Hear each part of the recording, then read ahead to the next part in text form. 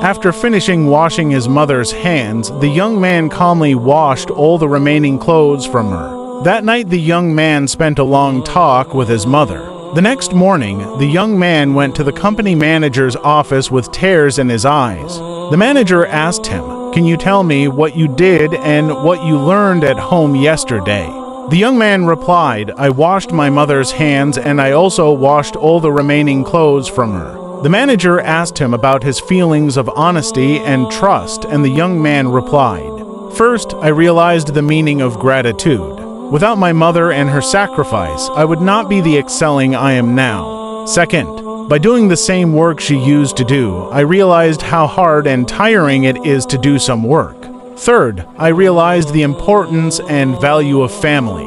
Then the manager said, "This is what I was looking for in a manager to whom I would give this job, a person who appreciates helping others and who does not make money his only goal in his work. You are hired, my son." Later, this young man worked hard and actively and gained the respect of all his assistants.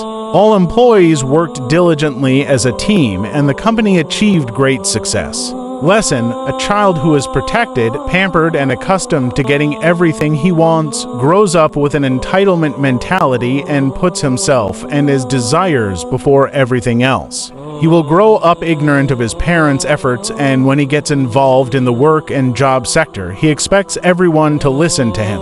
When he takes over management, he will not feel the suffering of his employees and gets used to blaming others for any failure he faces. This type of person, who may excel academically and achieve reasonable successes, lacks a sense of accomplishment, but you see him complaining and full of hatred and fighting for more successes. If this is the type of children we raise, what do we mean? Are we protecting them or destroying them? You may let your child live in a big house, eat fancy food, learn some games and skills, and watch TV on a big screen.